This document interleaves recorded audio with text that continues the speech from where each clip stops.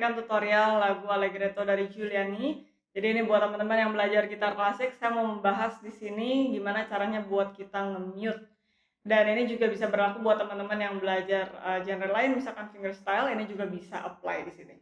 Dan saya nggak akan bahas pakai tab, tapi saya akan langsung pakai notasi. Jadi langsung aja lihat di bawah. Nah, di sini teman-teman bisa lihat kita main di 6/8.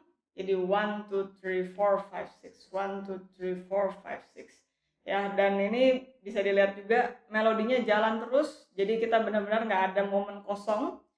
Dan di sini yang menarik adalah bagian bawahnya. Kalau teman-teman lihat di bass, dia selalu di mute di ketukan 3 dan ketukan 6.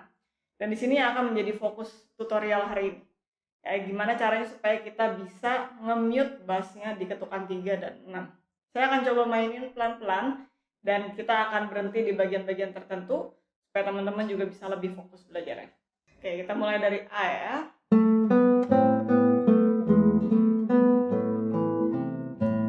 Oke, segitu dulu ya temponya. Nah, gimana caranya kita nge-mute? Di situ ada A dan E di bassnya. Jadi ketika kita main,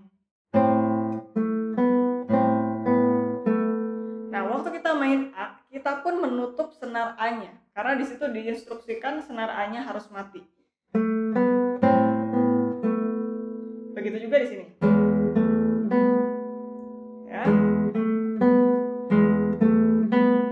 Waktu B, kamu juga matiin senar E-nya atau senar 6-nya. Jadi kalau saya mainin lagi,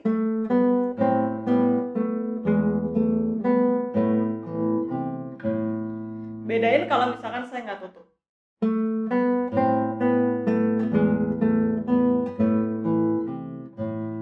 Sekarang sekali lagi saya tutup.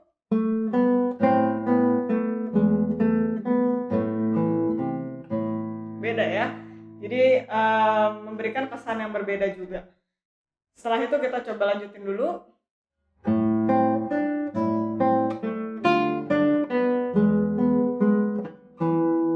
Nah, ini juga sama. Matiin waktu D-nya, waktu A-nya, D-nya dimatiin waktu B.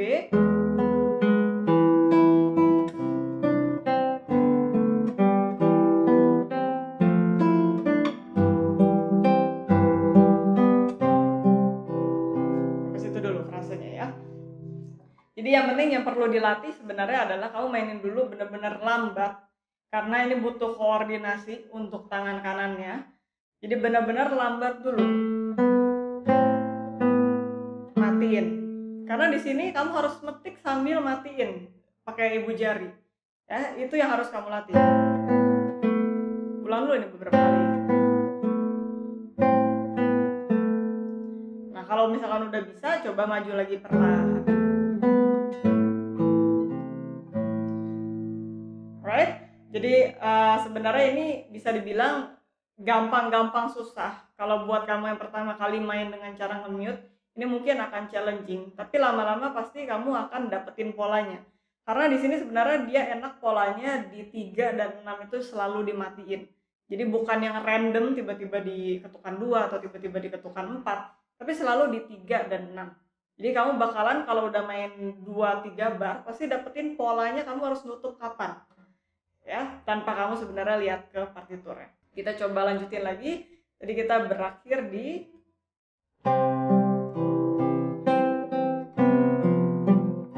di sini uniknya di sini satu doang nih dia nggak di mute. Ya dibiarin gitu. Karena kenapa nggak di mute? Di sini bassnya yang jalan, makanya nggak di mute. Jadi saya ulang. Nah ini baru di mute lagi.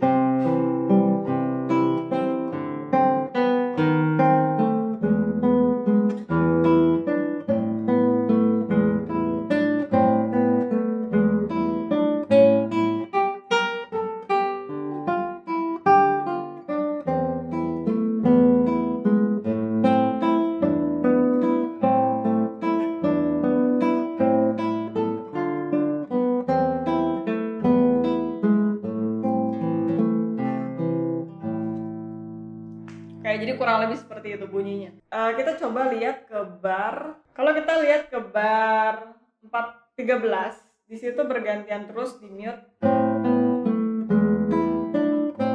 A dan E di bassnya. Nah, ini beda sendiri.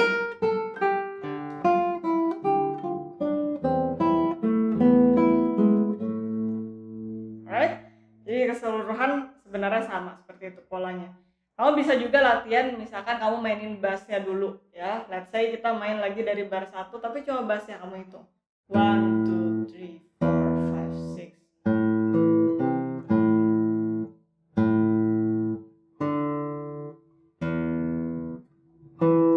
6. Nah, jadi kamu terbiasa dulu ngitung sambil kamu mute di tempat yang dibutuhkan. Baru nanti kamu bisa gabungin ke suara atasnya. Tapi saya sih sebenarnya suggest buat kamu untuk langsung mainin bareng sama suara atasnya supaya kamu juga dapat gambaran bunyi dari karya ini sendiri. Tapi kalau misalkan kamu masih kesulitan, bisa di breakdown seperti itu.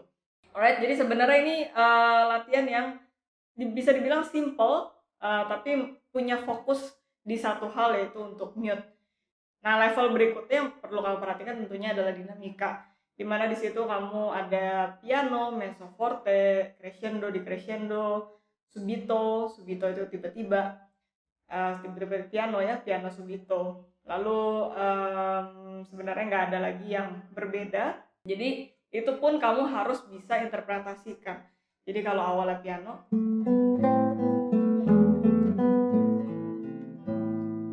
nggak usah langsung digeber dulu mainnya dia, karena dia menunjukkan piano di situ. Baru nanti mungkin yang akan challenging adalah ketika kamu harus masuk ke bar 11, di mana di situ ada crescendo di crescendo.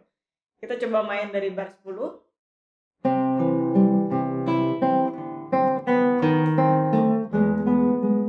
Nah, turun di sini ya.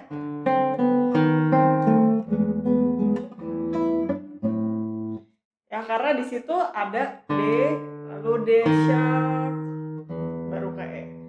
Ya, jadi makanya dia crescendo. Sorry, jadi dari sini.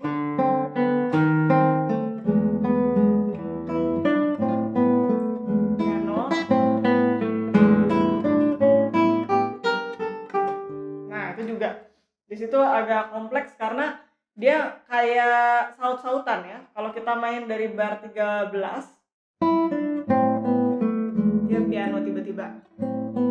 Lalu mezzo forte lagi.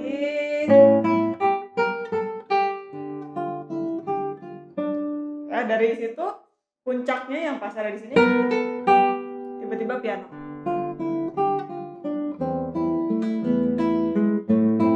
Baru mezzo forte lagi karena udah mau habis.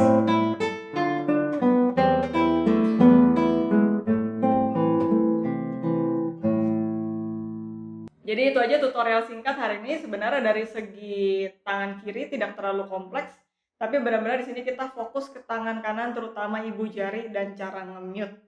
Ya, cara nge-mute pun nanti juga ada macam-macam. Kebetulan di sini kita cuma pakai yang langsung kita tutup senar yang kita mainkan, tapi juga nanti akan saya bahas cara mute lainnya yang berbeda. Dan itu juga diperlukan kalau kita berhadapan dengan skor yang memiliki kebutuhan khusus, tidak seperti ini. Alright, dan jangan lupa seperti biasa juga kamu harus perhatikan dinamika, interpretasi, karena itu yang sebenarnya penting ketika kita ingin menyampaikan message dari sebuah karya. Kalau mainnya flat semua ya bakalan boring. Yang main boring, yang dengerin juga boring. Alright, so itu aja untuk video hari ini. Kalau misalkan kamu pengen belajar lebih dalam lagi gitar klasik atau pengen bantuan mentor, tinggal lihat aja di deskripsi, semuanya udah ada di situ informasinya. Alright, thanks for watching guys. I'll see you in the next video. Bye-bye.